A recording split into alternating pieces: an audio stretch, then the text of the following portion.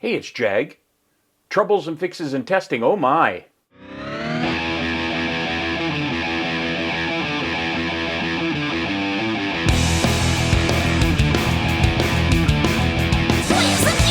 Yeah. This video is a follow-up after the first wind video for my Highline Guitars CNC pickup winder. As I was editing the last two videos, actually, episode 8 and episode 9, I realized that I had a lot of footage that I wasn't going to include in either of those videos that I thought you guys might find quite interesting. Mostly on dealing with some of the troubles I had when I was winding that second coil, and some of the things that I did to resolve those issues. Also, I had done some testing and calibration of the machine after that, and I filmed a lot of that, and I thought it would be quite interesting. So most of this video is going to be footage that was outtake from episode 8 and episode 9 of the CNC Winder project. So with that said, here we go. It's one thing to not spool wire and make sure the winder starts and goes the speed you want it and all of those things. Winding with wire is a whole different thing. You can have all kinds of issues with it breaking or winding off the spool or whatnot. I got some comments. One was from Chris at Highline Guitars, saying, talking about how he burned through a bunch of coil wire till he got his winder dialed. My first coil wound perfectly right off the bat. I had done some playing around with the machine before I put wire on it, but I put that coil on, wound it to 5500. Everything went fine. I had no problems. Everything was perfect. And so during the shooting, I took a break. I saw that comment from Chris, and I said, oh, well, I must have, something along the lines of, I must have lucked out and done it right because I haven't wasted any wire yet. I should not have said that because winding the second coil turned into a nightmare. A couple of times I had wire wind over the coil or under the coil. Really only one loop over or under, but I didn't notice it as I was winding. I was winding 500, then 1,000, then 2,000, etc. And I don't know exactly when that went over. I know it wasn't in the first 1,000 winds because I was looking very carefully, but somewhere along the line it went over. I know that overwinding over the coil or under the coil means that the traverse is going too long, but I was surprised by that because the first coil wound so well, and the coils are exactly, the bobbins are exactly the same dimensions, and I remeasured everything. More or less the way the instructions have you do it, you measure the height of your bobbin, and then you subtract 30 thousandths from that measurement. Then when you set it up on your coil, you jog your coil from where the wire is against the back of the coil, you jog it 15 thousandths forward, and because you've told the e-Guitar Plan's winding calculator that the bobbin is actually 30 thousandths shorter than it is, and you've jogged your traverse forward 15 thousandths, it means the winder is going to stop 15 thousandths short from, for example, 1/4 of an inch.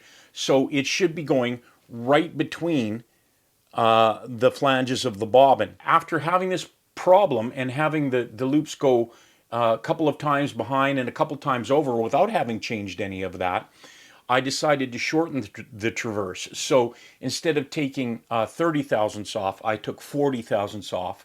Then when I set it up on the coil, I jogged the traverse 20 thousandths off the back flange, which means that it would also turn around at 20 thousandths before the top flange. That then worked. And then I had also an issue where the wire went over the tension arm, and then when the tension arm came up, it snapped the wire. So I did a little playing and dialing it in. Speaking of winding over, all of a sudden the wire started jumping off the wire guide. So I don't think I had enough tension on there. I increased the tension a bit, and that fixed that. But that happened to me a couple of times, and when the wire jumped off the wire guide, it started winding along the outside of the bobbin, and it took me some turns to turn it off. The tension arm's bouncing quite a bit right now, and I'm hearing some things. I'm not sure what's going on there. Maybe it's just unspooling a little unevenly right now. We haven't broken any wire yet. We're just over 500 winds. Okay, tension arm's going crazy again. And we broke wire. This is spooled completely wrong. What happened was the wire had actually gone over the top of the bobbin. I had all the measurements right, so I don't know why that happened. Anyway, I've remeasured, reset everything. So we're going 500 winds, 1200 RPM. We'll see how it goes this time. Okay, that's 500. Looked like it went okay. Once it gets started, the tension arm is just wiggling just a little bit. Totally acceptable. It's working great now. Long and short, I ended up, as Chris would say, burning through about a half a pound of wire. But good learning experience. I got the bouncing for the tension arm sorted out. I put a little bit more tension on the wire, not much, and I shortened that traverse. I finally was able to wind the screw coil without any problems. So that's some of the troubles and fixes I came up with when I was doing the first wind. So while I was playing around with the winder, it seemed like the winder was actually spinning faster than I thought it should be. There's a variable setting for the Arduino, number 30, and you set it to 3,500. That's supposed to be the RPM limit. I just assumed that 3,500 meant we were limiting the top RPM to 3,500, so you couldn't maybe overpower the motor or something like that. I did some playing around with it, and it seemed like the more I lowered that number, taking it down to 3,300, 3,100, 2,500, it seemed like it was going incrementally faster every time I would reduce that number. So I started increasing that number. Instead of setting it to 35, I tried it at 4,000, 4,500, and yeah, as I increased that number from 35 up, the winder then seemed to start going slower. I've got some of that footage here. What I did was I set up my my second camera, my Sony ZV-1, to film the bobbin plate as it was turning, and that way I was able to go frame by frame and find where the plate first started turning, so I'd have my start time, and then I was able to scrub all the way through till it got to, I was testing with 1,000 winds. I'd scrub all the way till it went 999 and a half, and then 1,000, so right at 1,000. And then I would mark that section, and I built a little timer counter in Final Cut Pro and put it over that section to see how long the winder was actually going. I did 1,000 winds at 1,000 RPM, and that should have taken a minute.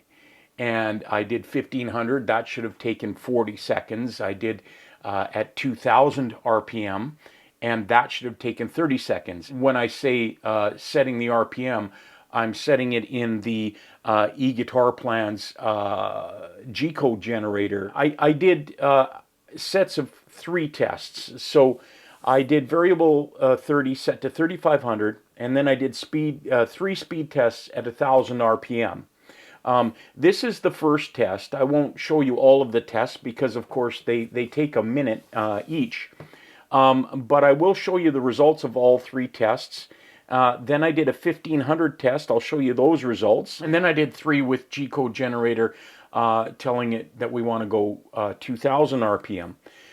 So I'll show you all 9 of those results, but I'm only going to show you this winder go through this process once because it takes about a minute.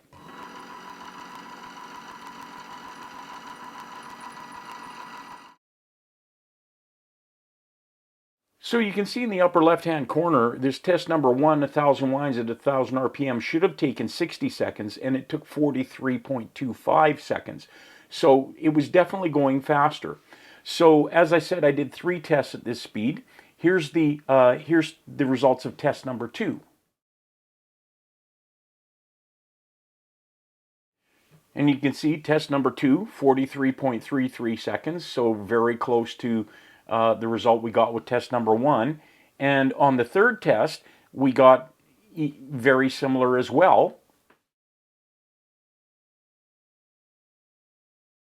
43.13 seconds. So it was definitely going faster, at least when we were telling it to turn at 1,000 RPM. I have some notes. I did the math and did the calculating to figure out percentages and things like that.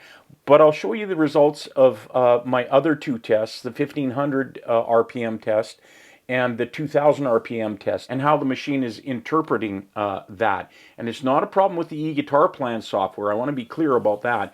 It's my understanding of this variable 30. Here are my results of my 3 tests at 1,500 RPM.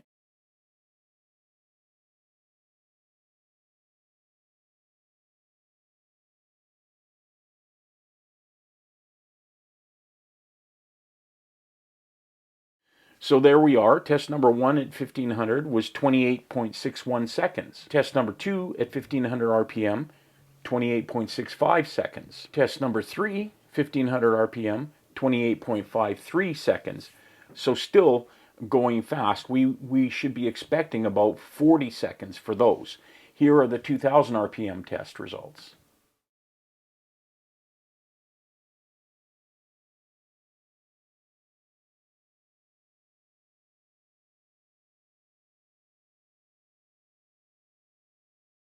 So test 1, we got 20.23 seconds. Test number 2, also 21.23 seconds. And test number 3, also 21.23 seconds. So definitely very consistent results. But at 2,000 RPM, we should have expected 1,000 winds to take 30 seconds, not closer to 20 seconds. To establish which direction I needed to move that variable 30, I set variable 30 to 3,300, and you'll see that it goes even faster. We're at 21.23 seconds here, and here's the test with variable 30 set to 3,300.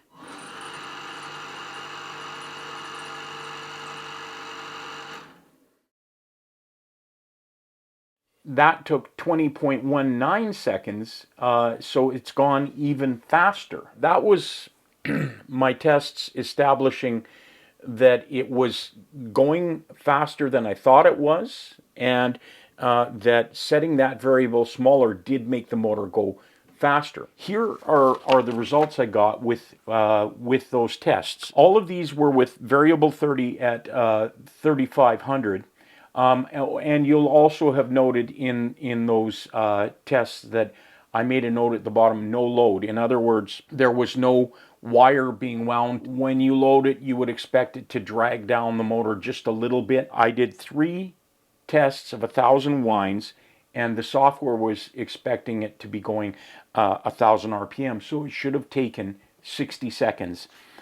Test 1, it took 43.25 seconds. Test number 2 took 43.33 seconds, and test number 3 took 43.13 seconds. So very consistent. The average was taking 43.24 seconds, and that's 28% faster. It took 72% of the time we would have expected. So then with variable 30 still set at 3,500, I did 3 winds with the e-guitar plan software expecting 1,500 RPM. So we would expect 40 seconds for those winds. Test number 1, it finished at 28.61 seconds. Test number 2 finished at 28.65 seconds. And number 3 finished at 28.53 seconds.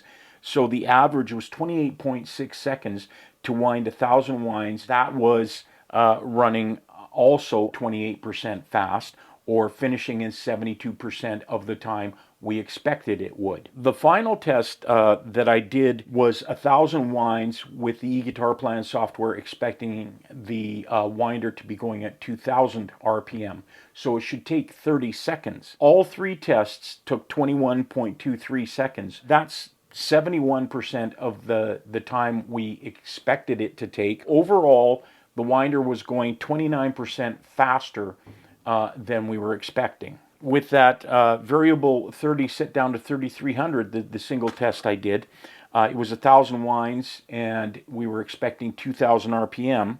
So it should have taken 30 seconds. It took 20.19 seconds.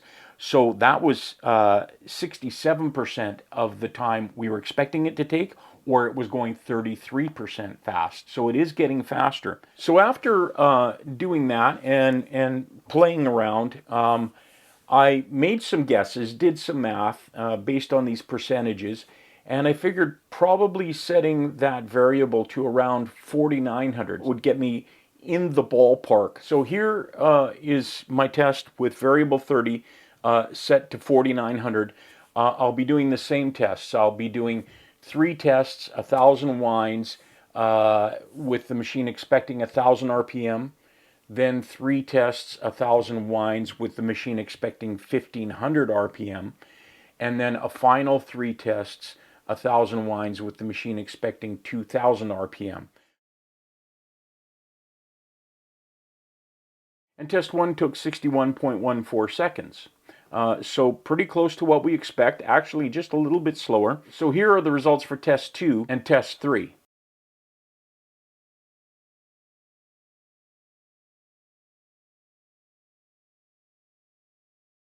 After that, still with variable 30 set at 4,900, I told the software that we wanted to do 1,000 winds at 1,500 RPM. So here are the results of those 3 tests.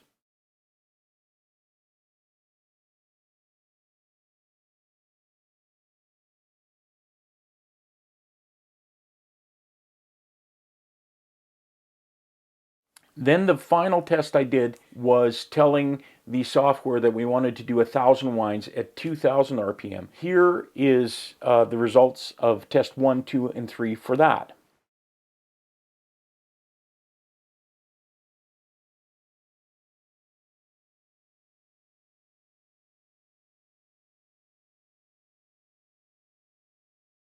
So here's how the math worked out for those tests. Telling the software that we were expecting 1,000 RPM, the machine was actually going just a hair slower. So test 1 took 61.14 seconds. Test 2 and 3 took 61.19 seconds. So the average was 61.17 seconds. So we were going about 1.17 seconds slower than we expected. That's about 2% slow. Within tolerances in my estimation. I'm happy with that. Our second test, which was 1,000 winds at 1,500 RPM, test 1 finished in 40.25 seconds, test 2 finished in 40.17 seconds, and test 3 finished in 40.17 seconds. So again, just a hair slower than we were expecting, but close enough to consider it bang on. The average was 40.2 seconds. And when you do the math on that and round, it comes out to 100% perfect. My final tests with variable 30 set to 4,900, we told the eGuitar Plan software we were going to wind 1,000 winds at 2,000 RPM. So we'd be expecting 30 seconds per test. Test number 1 took 29.82 seconds. Test number 2 took 29.78 seconds. And test 3 took 29.70 seconds. So just a hair fast. The overall average for that was 29.77 seconds, and that was about 1% fast. So again, in my book, that's bang on. When I wound the first did the first wind with actual wire, I did find that my winds were stopping a little bit before I was expecting. In other words, I would tell the software that I wanted to wind 500, and it would consistently stop at about 477, 20, 22, 23-ish less winds than I was expecting. So I realized that that was most likely because it was now winding with a load. So I did some calculating and figured out some percentages.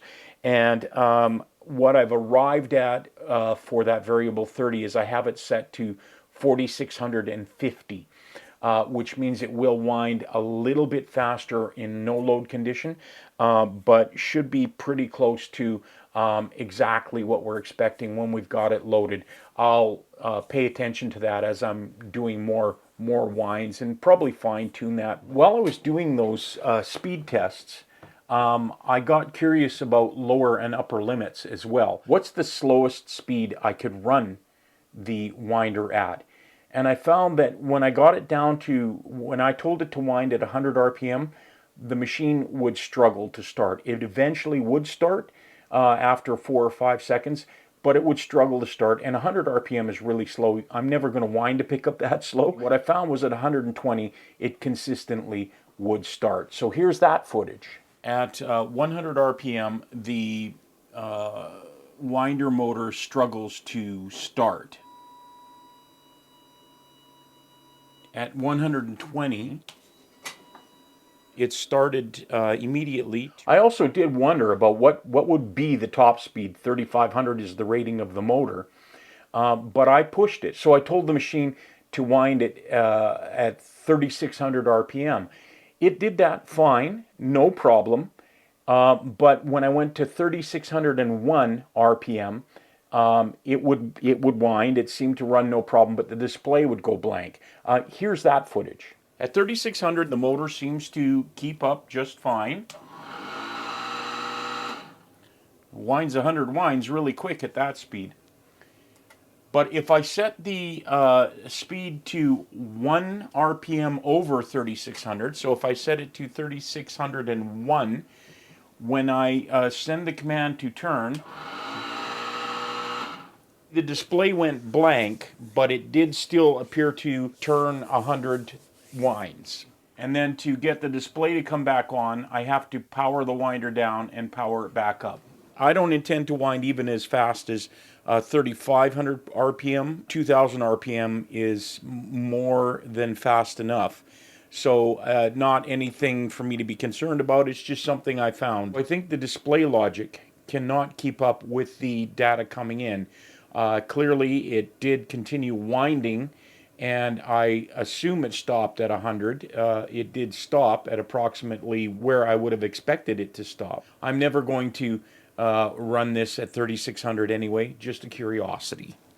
That just gives you an idea of some of the things you can do to calibrate the winder. In my testing and calibrating, the other thing I was curious about was the run-on. In other words, when the winder reaches its final count, say 1,000, and stops, how many times does it go around? How far does the inertia take that after it stops? Because there isn't a break on this. It doesn't get to 1,000 and then just stop. It does run on. By watching, I sort of estimated that it was somewhere between 1 and 3 additional winds, and that's really not enough to be concerned about, but me being me, I was curious about it.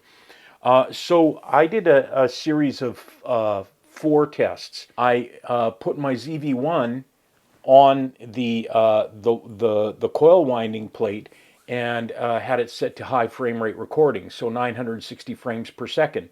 So I could actually find the spot exactly where that reached the count, the wind count I was looking for, and then I was able to jog through it frame by frame until it stopped, and that way I could count how many extra winds were going after the machine stopped. So here's my first run-on test, 500 RPM. So when it got to 100 winds, which is where I told it to stop, I was able to just step through and see how far it wound. I did those tests, 3 tests at 500, 3 tests at 1,000, 3 tests at 1,500, and 3 tests at 2,000. I'm only going to show you this one right now. If you're interested, go to the end of this video. I will put these tests at the end if you're interested in looking at that. Here's the first test.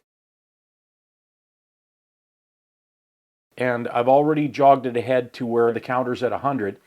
And I'm just going to step through frame by frame until it stops. And we'll see how many times it goes around. The other thing that I did was I colored one of the screws that go into the bobbin black, so it would be really easy to tell as it was going around. So here it is. It's at 100, and I'm going to click through until it stops.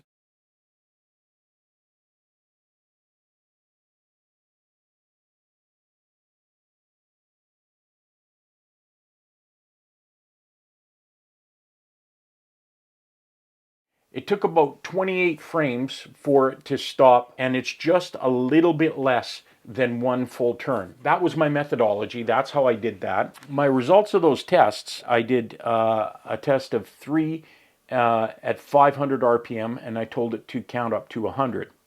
And all 3 of those tests, they stopped at not quite one rotation. Then I did a test of 3 at 1000 RPM and told it to go up to 200 winds, just so I had time to catch it. So at 1000 RPM, when it reached the 200 winds and stopped, it continued to go around 2 1/4 turns. Obviously, more inertia, you're going to get more run on.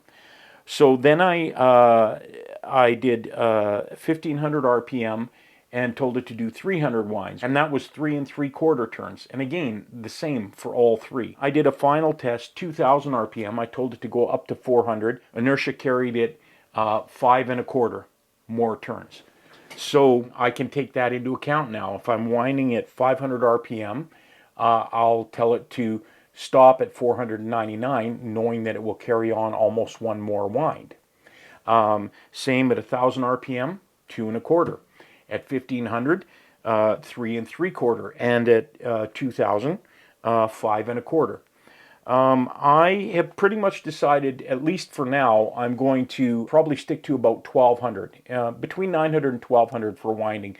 That just seemed to be really the sweet spot for this winder. I estimate it will probably go 2 extra turns. A couple extra turns here and there doesn't matter. It's when you start getting into 50, 60, 100 winds that you want to start really taking that into account. So overall, I'm very happy with how this has turned out. There's very little that I would change. I think calibrating and doing that testing is a good thing, and something any of you who are building this should probably do. Just test out things to see how accurate and how well calibrated it is, and to know what to expect. There's a couple of things, if I were going to build this again, I would change, and I may modify down the road. I'll just go over that real quick, and they're really minor things. These aren't complaints at all. I think that the traverse is probably a little too close to the bobbin plate.